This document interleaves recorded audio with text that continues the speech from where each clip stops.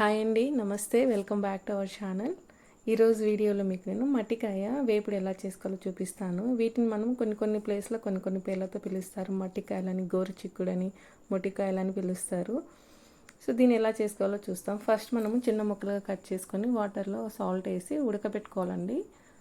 ఆ ఉడికేలోపు మనము ఒక మిక్సీ జార్ తీసుకొని కొంచెం కొబ్బరిని, తర్వాత 2 స్పూన్ల పుట్నా పప్పుల్ని, నెక్స్ట్ కొంచెం సాల్ట్, 2 స్పూన్ల కారాన్ని వేసి గ్రైండ్ చేసుకోవాలండి.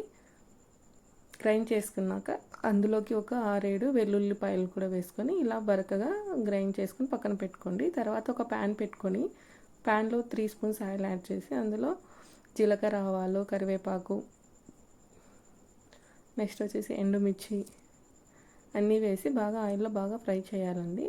ఫ్రై చేసిన తర్వాత ఆల్రెడీ మనం కట్ చేసి పెట్టుకున్నటువంటి ఒక ఉల్లిపాయ ముక్కల్ని, నెక్స్ట్ వచ్చేసి మనం అందులో కొంచెం పసుపును కూడా యాడ్ చేస్తామండి. పసుపు యాడ్ చేసిన తర్వాత బాగా కలుపుకోవాలి. అందులో ఉన్న ఉల్లిపాయ ముక్కలన్నీ బాగా ఫ్రై అయ్యే వరకు బాగా కలుపుకోవాలి. తర్వాత ఇందులోకి మనము ఒక పెద్ద సైజు టమాటాని కట్ చేసి చిన్న ముక్కలుగా వేసుకుంటాము. టమాటా, ఉల్లిపాయలు, పోపులు బాగా మగ్గాలండి.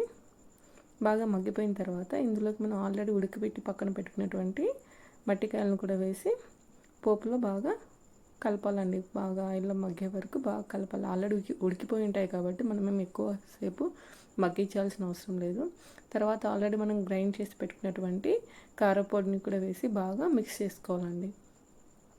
మిక్స్ చేసుకుంటే లో ఫ్లేమ్లో పెట్టుకొని బాగా మిక్స్ చేసుకుంటే ఎంతో టేస్టీగా ఉండే మట్టికాయ కర్రీ అనేది, ఫ్రై అనేది రెడీ అవుతుంది. ఈ మట్టికాయ వేపుడు వచ్చేసి మనము మట్టికాయ ఫ్రై జొన్న రొట్టెలో చాలా టేస్టీగా ఉంటుందండి. అలాగే చపాతీలో కూడా తీసుకోవచ్చు.